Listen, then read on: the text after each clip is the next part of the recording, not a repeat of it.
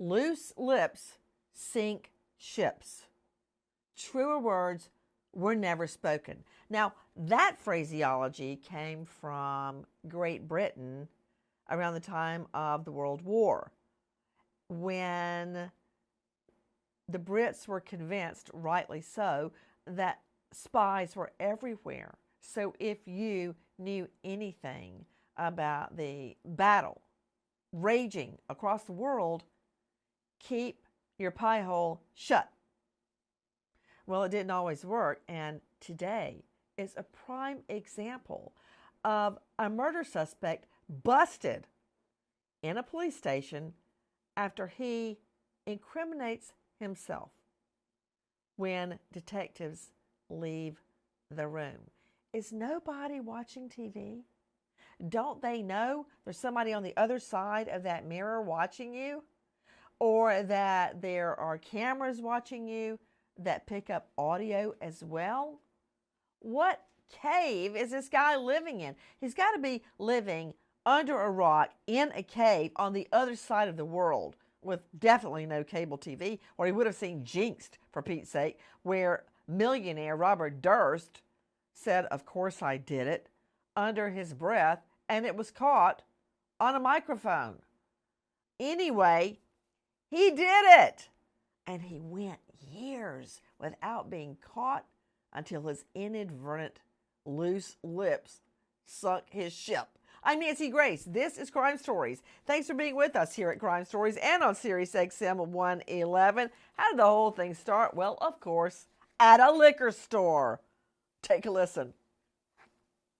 On the morning of April 23, 1993, a couple stops by Ajax Liquor store to pick up a pack of cigarettes and finds the owner of the store, Steve Weltig, on the floor, dead. Investigators notice it appears that a struggle took place prior to Weltig being shot in the head. Major case squad detectives worked the case and developed several leads as well as a suspect sketch, but no real evidence leading to a killer is ever found, and the case goes cold. Okay, straight out to high-profile lawyer, former prosecutor in inner-city Atlanta, defense attorney Daryl Cohen. Daryl Cohen, thank you for being with us. Why does everybody say they were in the liquor store just to buy cigarettes? Well, because no one goes to a liquor store to buy liquor because there are all these bootleggers. Nancy, when you start making up lies, they become more and more absurd, more ridiculous. And the more you lie, the more you think, oh, okay, they've got it. It's great when these people are smarter than the rest of the world. In Ajax Liquor store in the morning to buy cigarettes, okay, you know what? Fine. I will accept that because I'm less concerned about them lying about getting boozed up first thing in the morning than I am about the dead body on the floor. Let's try and focus on the dead body. Okay, joining us right now, investigative reporter from Leader News. You can find him at myleaderpaper.com. Tony Krause joining us from Arnold, Missouri. Tony, thank you for being with us. Tell me about the location of Ajax Liquor Store. It is right off one of the main roads in Arnold, Missouri, called Jeffco Boulevard. It's right down the middle of the city. It had been a liquor store that Mr. Weltig had owned, and as where his body was found in the morning in 1993. And it had also, after it had been a liquor store, it became a auto shop and then a secondhand store. Joining me right now, Detective Corporal Josh Weininger from the Arnold Police Department. I guess it hurts any chance of getting forensic evidence when the crime scene location not only changes hands, but changes the nature of the business, going from then a liquor store to multiple businesses, including auto body shop, and now I believe it's a wellness center. I mean, that floor has been replaced, maybe walls have been moved, repainted. There's not a scintilla of forensic evidence left behind. Yes, Nancy, thank you for having me, but you're absolutely right. The building has 100% changed. The only thing that's the same, the only thing, is the shell. The inside is completely redone. Nothing looks the same. So this liquor store was open and operating the morning. It was a Friday morning, I believe, on April 23 when the murder goes down. What more do you know about the scene, Detective? It was a graphic scene. There was scenes of a struggle, a violent struggle. Although responding officers knew right away that a struggle ensued, and there was a fight for Steve fought for his life. They could tell that right away. The victim, 40-year-old Stephen Weltig, fought for his life. Now, how did they know that, Detective Corporal? There were scattered, like any convenience store, chips and merchandise, and it wasn't just secluded to one area. Like he was found behind the counter of the resident or the business. He was in front of the counter, behind. There was scattered merchandise throughout the store. Okay, scattered merchandise throughout the store. You could tell a battle ensued. I assume that there were no video cams or anything of that nature, correct? There was one back then. They were very large, and it was outside the building, but it was not functioning at that time. You know what that reminds me of, Detective Corporal? The Chandra Levy case. When Chandra Levy left her apartment in Washington, we couldn't tell. What was she wearing? Was she with anybody? Her body was found much later. What was left of it, she was skeletonized in the Rock Creek Park there in D.C. after all sorts of high-powered politicians had been questioned, under suspicion. We never knew. Did she leave to go jogging? Was she abducted? Because they had surveillance cameras within her high-rise apartment in D.C., but every 72 hours, they would tape over themselves. So by the time cops went there, after, searching for her, by the time cops went to get the video, it had been taped over, forever irretrievable. No way to get it back. So you're telling me that there was a video cam, surveillance video, but it wasn't working? Yes, that's what I'm telling you. And it's unfortunate because that could have solved the case in 1993. Yeah. Oh, gosh. When I'm thinking about the woulda, coulda, shouldas in this case. Anyway, back to the murder. We know that Stephen Weltig, 40 years old, was there bright and early that Friday morning. He was the owner. He ran the liquor store, convenience store, and that he put up a battle. He fought for his life, as the detective corporal is telling us. But somebody was hell-bent on murdering him. When you said, Detective Corporal Josh Weininger, that it was graphic, what do you mean by that? The scene was graphic. A lot of blood. A lot of blood. When somebody is shot in the head, the heart is still pumping. Blood is still coming out of the body. So there was a great deal of blood. There's blood spatter. We have evidence all over the place. And for years we kept the flooring to that business, and so you could just tell when I picked up the case 27 years ago how much blood was involved in this case. It was truly amazing. The flooring? That is carpet. Incredible police work. Tell me about that.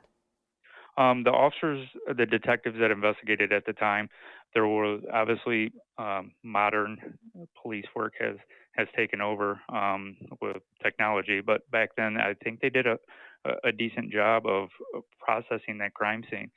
They see stuff that was pertinent to the investigation, and at that time you don't know what is and what isn't, and they see stuff that wasn't. That floor was very important. It helped me years later kind of reconstruct that scene. I'm trying to imagine what you're saying, because we see, modern day reconstructions and the 3D recreations and all that. But you actually have the floor. You had the flooring from the scene. Did you say it was carpet?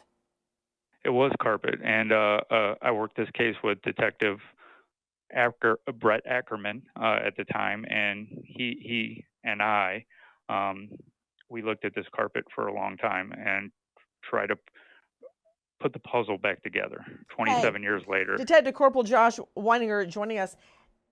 Can I tell you about a case I tried? Okay, so there was a very high-powered law firm in Atlanta. And my boss, Lewis Slayton, had been the elected district attorney the longest of any DA in the country. I believe it was 37 years. And I remember him calling me on the overhead. Nancy, come to my office. I can hear it right now because I get like chill. And I'd been offered a different office, a really nice one, but I took a little bitty one on a corner with no view at all. I looked on top of another building because it was by the stairs, Detective Corporal. Why? So I could run down to the elected DA's office whenever he called me and be there in about 2 minutes, even in heels. So I ran down there, and he told me he had a case he wanted me to look at because the daughter of his friend, they had known each other 30 years, who was now a partner in this big firm, was killed, and it had been chalked up as suicide. But the father and mother didn't believe it. So I grabbed the file, race out to the scene, and we take the bed sheets. She reportedly, ostensibly, shot herself in the head while completely nude. Okay, right there, alarm bells are going off because that statistically never happens with a female. Lying in bed, lying down with her head on the pillow, and she shot herself. Now, something about that just seems wrong, right? Do you agree with me so far, Detective? 100%. But it wasn't until I knew it was wrong, but I didn't know why it was wrong. We get the sheets to the crime lab, and guess what? Her pillow, Janelle, that was her first name. Janelle, beautiful, I might add, with a precious little boy. Janelle was lying on a pillow, and guess what was under the pillow, Detective? The bullet. Good guess, but no. Oh, okay. Blood spatter. Not a drop of blood, not a blood smear. Blood spatter. Which means the scene was staged.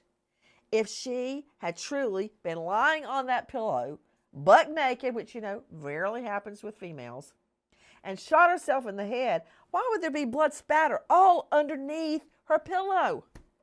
It wouldn't be. The blood didn't even soak all the way through the pillow. Impossible. You see what I'm saying? Yes. So my point is, you guys kept the flooring because you never know.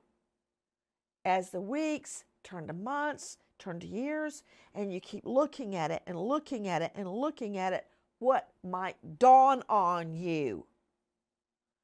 I got to hand it to you and the Arnold PD for saving so much of the evidence. Okay, so tell me about the investigation into this case, Detective Corporal Josh Weininger. Why did it go cold? I believe it went cold from what I read through many police reports because of leads that had nothing to do with the case. So the major case investigated it, and one of the patrons to the convenience store that morning was in, like, I want to say, witness protection from a different state, and they didn't want to get involved. So major case kind of said, this is weird. This guy is possibly involved in criminal activity. We're going to look into him. As being a potential suspect in the shooting. Correct. And that's where that case went. Okay. Hold on. Let me follow up with everybody. With me, an all-star panel to make sense of what we know right now. Did loose lips sink a ship? Tony Krause is with us from Leader News. Detective Corporal Josh Weininger joining us from the Arnold PD in Missouri, but also with me, high-profile lawyer Daryl Cohen out of the Atlanta jurisdiction. Dr. Jory L. Crossan is with us, renowned psychologist, now faculty at St. Leo University, and Dr. Kendall Crowns, chief medical examiner. That's not easy to get. You didn't just go to med school. You didn't just become a medical doctor. You focus on pathology, and then you work your way up to become the chief medical examiner. Also lecturer, University of Texas, Austin, and at TCU, Texas Christian University Medical School. Dr. Kendall Crowns, why is it? I mean, I'm just thinking back on all the murder cases I investigated and prosecuted, the profuse amount of blood that occurs when someone is shot in the head. And we see it, say, I went to a wrestling match for my twins' high school. They're not wrestlers, but their friends were wrestling, and we were watching. You know, if you get hit in the nose or the mouth, anywhere around your head, you bleed like a stuck pig. You bleed like crazy. Why is that where on other parts of your body you don't bleed as profusely? So the scalp, the face, all have a large amount of blood vessels feeding the tissues of that area. And then once you get past the skin, which is very vascular, then you also have the brain, which has a lot of blood supply getting to it because the brain needs constant oxygen, constant nourishment to function. So all these areas on your head have a lot of blood supply when compared to the rest of your body. And that's why you see so much hemorrhage associated with them, because the brain is so important for your function. It needs a large amount of blood vessels. Daryl Cohen joining me, as you know, former prosecutor, now defense attorney. Daryl, I understand completely what Weininger, is it Weininger or Weininger? Weininger. What Weininger is telling me, because they're investigating this murder, then they find out a witness, and for those of you that can't see me, I'm using air quotes, is in the Witness Protection Act somewhere else. Yes, of course. They went down that, let me just call it a pig path. You know what a pig path is, right, Daryl Cohen? You're a city boy, but do you know what a pig path is? A pig doesn't run boy, but I know. Yep. in a straight line. A pig runs all crazy. And let me just tell this story again. My dad, who would work really long hours with the then Southern Central Railroad, now Norfolk Southern, my mother's brother convinced him they should start a pig farm. So they got some pigs, and basically what that meant is every day when he would come home from work, he would have to chase the pigs to get them back in the fence. That's what a pig path is. It's crazy. It doesn't make sense. It goes in all crazy directions. So you find out the witness is in witness protection. Of course the cops investigated him as a potential suspect. That was kind of a question, Daryl. Jump in. I couldn't help but laugh, because witness protection, who is he? Different name, different person, not different physical statistics or different fingerprints or different DNA, but what it does is it takes an already complicated case and multiplies the complications, because if he or she is in witness protection, then the feds don't want him to be looked at, don't want him to be spoken to, don't want him to even exist, because he might be murdered. You know, you can't get anything out of the feds. Detective Corporal Josh Weininger, have you ever tried to work with the feds? Have you ever tried to get them to cooperate? I have, all the time. I currently work cases with the feds. Oh, oops, sorry. But all my experience of working with feds, and I was a fed for 3 years, law clerk to a federal judge, and then with the Federal Trade Commission and antitrust. But for the bulk of my career in the courtroom, I was a felony prosecutor.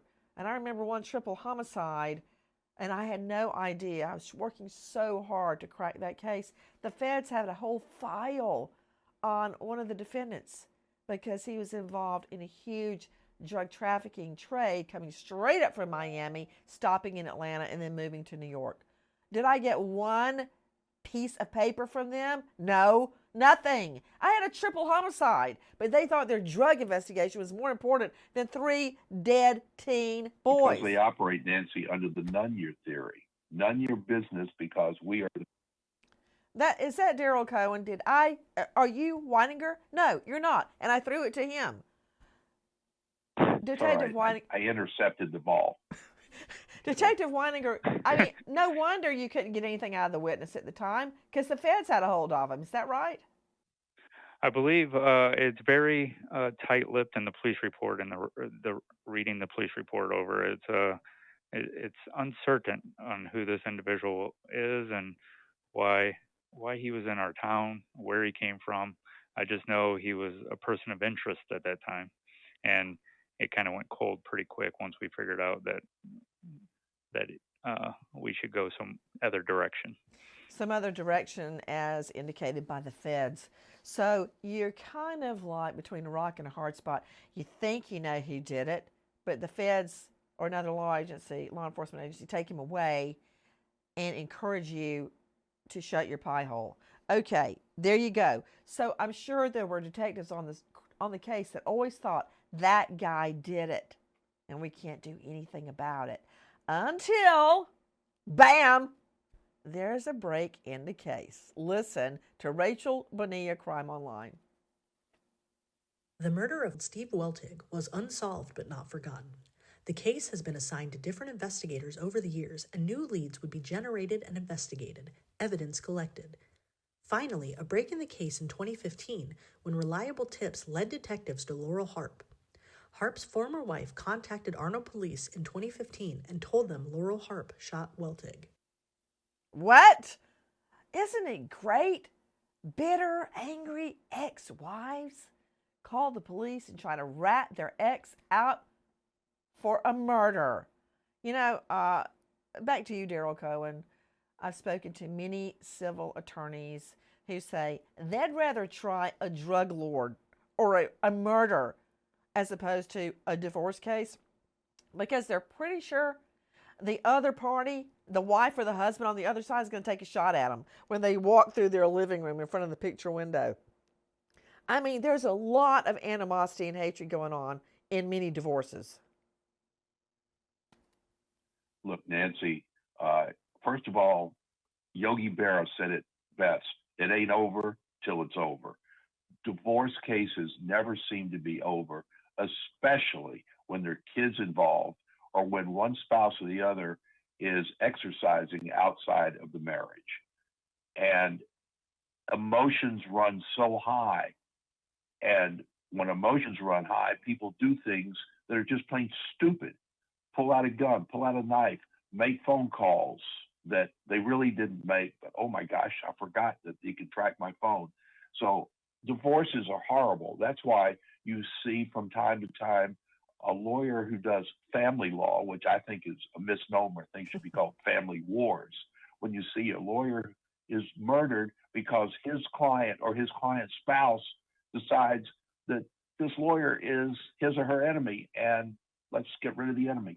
So divorce cases are terrible to try, horrible. And if I wore a hat, I'd take my hat off to every divorce lawyer who does it right. Man, you are not kidding. It doesn't matter how educated or rich you are. It all boils down to warfare, hand-to-hand mutual combat in the courtroom in a nasty divorce. So, you know, to you, Dr. Jory L. Crossan joining us, renowned psychologist, former law enforcement, faculty at St. Leo University. Dr. Jory, there is a husband-wife privilege where the wife cannot or husband cannot testify against the partner about communications during the marriage. But that doesn't mean she can't make a phone call and rat out her ex. May not come in on the stand, but still it leads cops in a particular direction. Yeah, when I was in private practice, I used to do the evaluations for court during divorces on parents, parental evaluation. So, I can really feel for the lawyers on it, because I've actually had lawyers threatened, and had to make the judge aware and them aware of it. But one thing psychologically, when relationships break up, I have yet to see an individual that does not experience what we call a manic episode. That's this excitement. This is fueled by past injustices, possibly affairs, anything, but it really accelerates their sense of retaliation. And so I could see her making a phone call. This is where a lot of luggage and skeletons in closets get exposed. I like the way you said that so euphemistically. That's certainly putting perfume on the pig. It exacerbates retaliation. In other words, when you've been done wrong, you get mean. And this woman had waited, Detective Corporal Josh Weininger, 20 years before she made that call?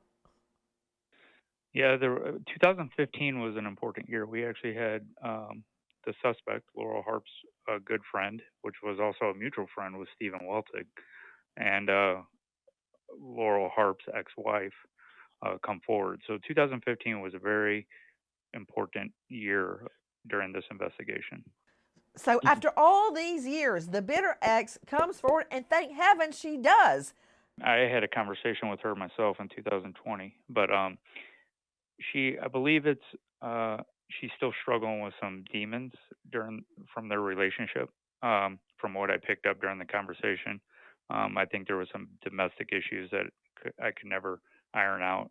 So that might be a reason she was willing to.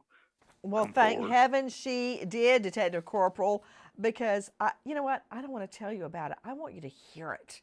Take a listen to the defendant in this case as he is called in for questioning after his bitter ex, angry ex, calls cops to tip him off about a murder. Take a listen to Hour 100. This is Loril Harp. I didn't kill Steve, man. Well, the first thing he says is, I didn't kill Steve, man. But then he keeps talking. Now remember, right now, detectives are sitting right in front of him. Listen. You guys are in, it is a physical altercation because you guys are tussling.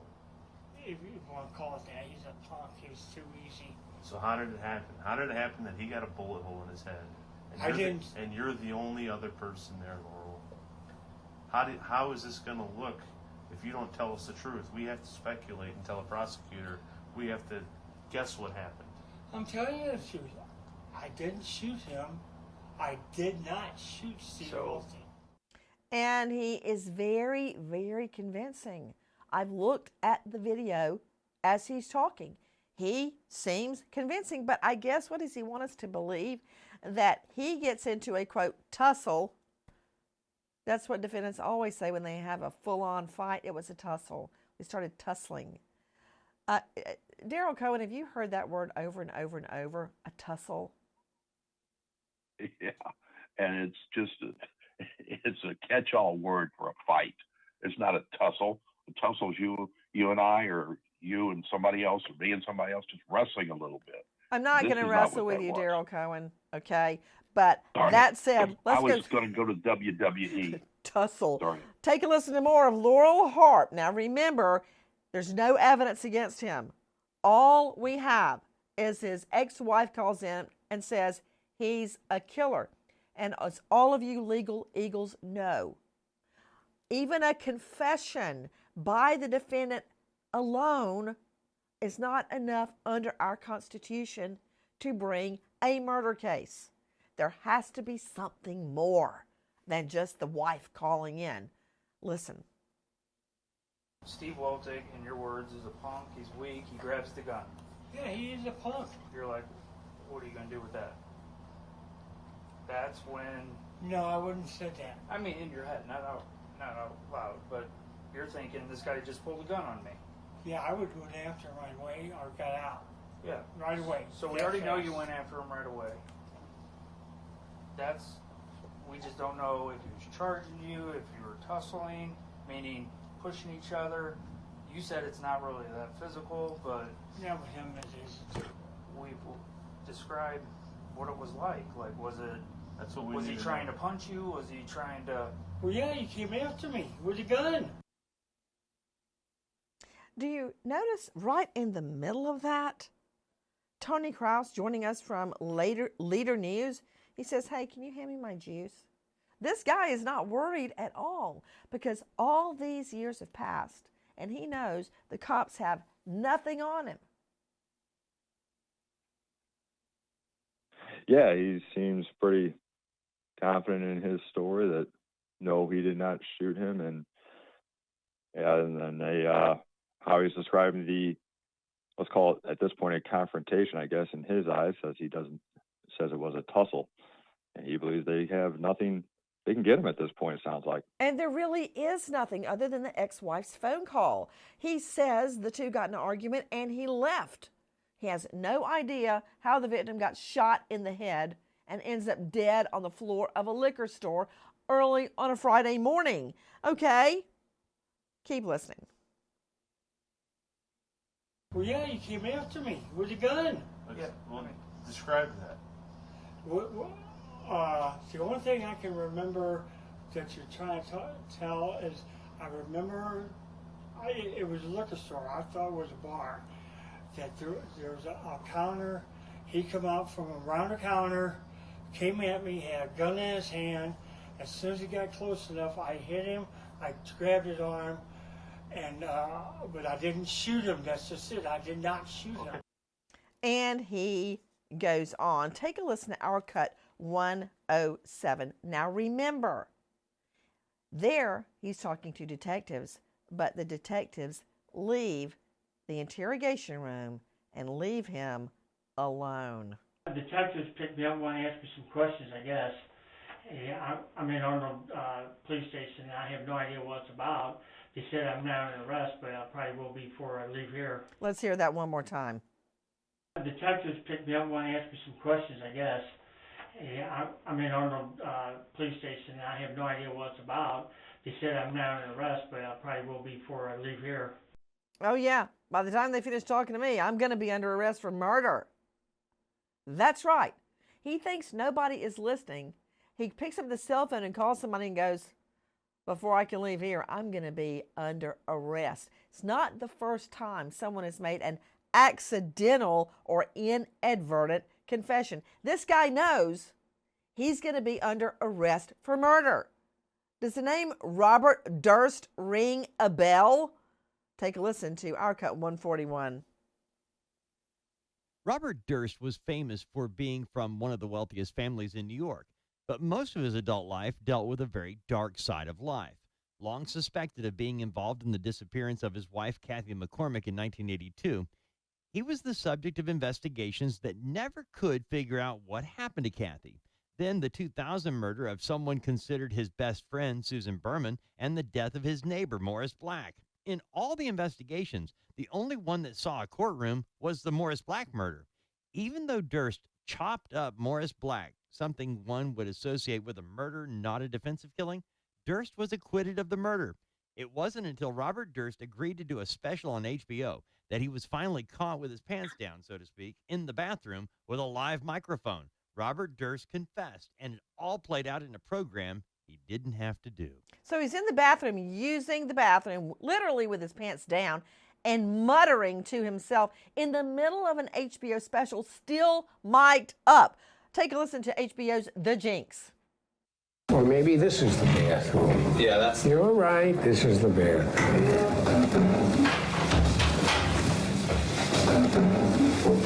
There it is. You're caught. Yeah, he's acting like he has no idea what's going on around him. What is this door with a picture of a man on it? Oh, it's the bathroom. He goes in, listen. Oh, I want this. Very disaster.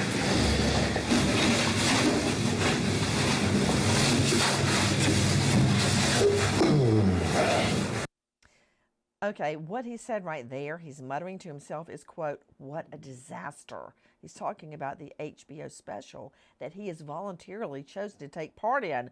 And here's the money shot. Listen. I'm having difficulty with the question.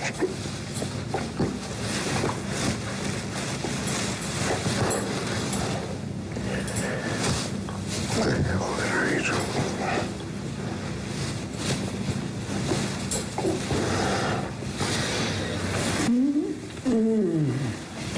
Kill them all, of course. Idiot.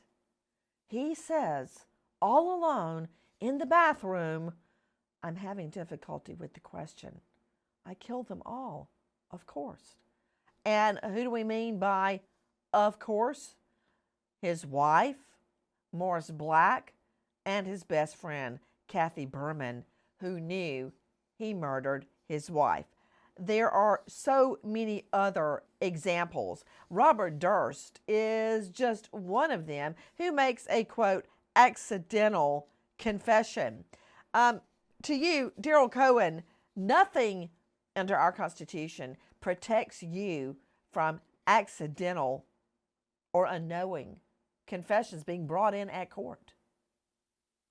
What you're saying is, Nancy, nothing protects you from your own pure, unadulterated stupidity. You are right. He is not being questioned. He's giving voluntary answers to the Ethernet or the internet or the video or the audio.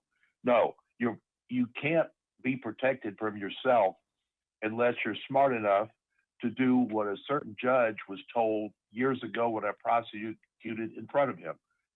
Judge Jack Langford had a habit of just berating lawyers, and his secretary, Gloria, who was terrific, had the large letters, large font, KYD BMS on one of his rolling file cabinets. And every time she heard him berate a lawyer, she would buzz him. He would be forced to turn around, look at the file cabinet, then stood for "Keep your damn big mouth shut." Well, that's what should be for these fools who commit these crimes, but they're smarter than you are, smarter than I am, and nobody's listening or watching me. But at some point, if you trip and fall, you're toast. You know what? I remember Judge Fryer very well. I tried cases in front of him, and we always degenerated into a huge argument. And after one of those arguments, he had to go to the hospital with chest pains. Okay, that's a whole nother story. But what about another idiot killer, O.J. Simpson? Talk about inadvertent confessions. Take a listen to Dave Mack in 133.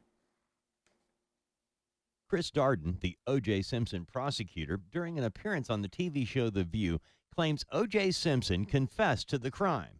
Darden is referencing a story that's been told by Sergeant Jeff Stewart, who was a guard at the L.A. County Jail. He claims he overheard a conversation between O.J. Simpson and former NFL great-turned-minister Rosie Greer.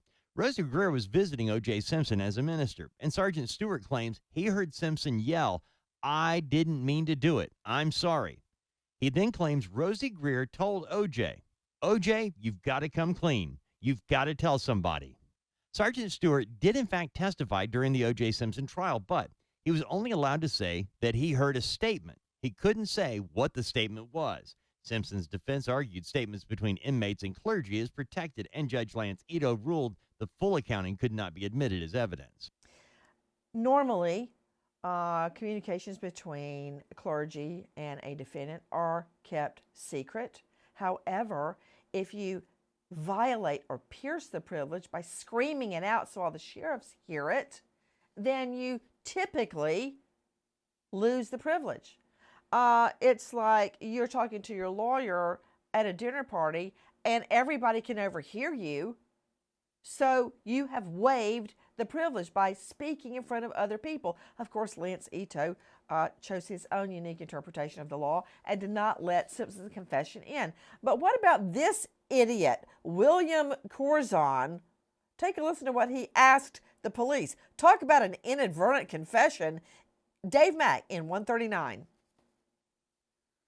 William Corzon got away with murder for 4 decades. He and his wife Gloria, married in 1968, moved to Pennsylvania, where they were regularly visited by police for their constant fighting. From 1968 until Gloria disappeared in 1981, law enforcement authorities investigated and documented numerous violent assaults where William Corzon assaulted and threatened to kill Gloria Corzon. Investigators said the couple got into a violent argument in which Gloria pointed her husband's gun at him and tried to shoot him. But Corzon wrestled the gun from his wife's hands and shot her in the head, killing her. He then loaded her on his boat and dumped her body in the Delaware River. After the case went cold and was put on a shelf, Warrington police spent 2 years reinvestigating before they finally had enough evidence to take it to a grand jury. When police showed up to arrest him, Corzon said the one thing that sealed his fate. He asked investigators, "Did you find the body?" Did you find the body? No. How did he know there was a body? How did he know she didn't just leave him? He knew there was a dead body, and that was his inadvertent confession. I've got so many inadvertent, accidental confessions, but you've got to hear this one that results from a butt dial. I make the twins say pocket dial, but it's a butt dial.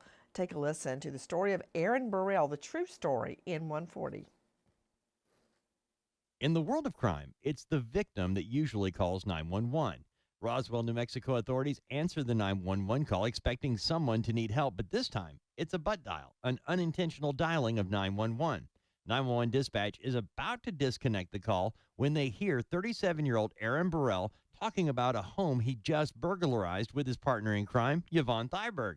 911 is recording as the couple does a quick inventory of what they just stole, mainly a TV from a house in Roswell. Dispatchers listened to the unintended confession for nearly 45 minutes as the duo continued to discuss their alleged heist.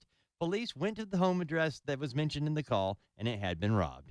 Aaron Burrell and Yvonne Thyberg were both arrested and charged with multiple burglary-related offenses, and the confession is all on the 911 tape. Confession by butt dial. Detective Corporal Josh Weininger is with us from the Arnold PD.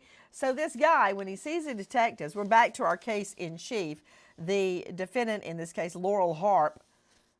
As soon as the detectives leave the room, he picks up the phone and basically makes a call and says, in essence, "Man, I'm going to jail." He knew the gig was up. Yes, he knew. He made several of those incriminating statements out loud. He was cussing at himself at times, and it was those portions of the interview which led myself and Detective Ackerman solve this case. What do you mean he was cursing at himself? Just like when you're mad at yourself, like verbally out loud, just upset with himself that he was in this situation because he thought he was going to jail. To you, Tony Krause, was he charged with first-degree murder? He was. It took a couple more interviews with him, and then the prosecuting attorney's office in Jefferson County did issue charges against him for first-degree murder and an armed criminal action on September 29th, 2020, and he was arrested the next day. 20-plus years pass, and through an inadvertent confession, a slip of the tongue, he is convicted on homicide charges. Justice delayed, but not denied. Goodbye, friend. Guys, thank you for watching Crime Online with Nancy Grace here on YouTube. To get the very latest, subscribe to Crime Online here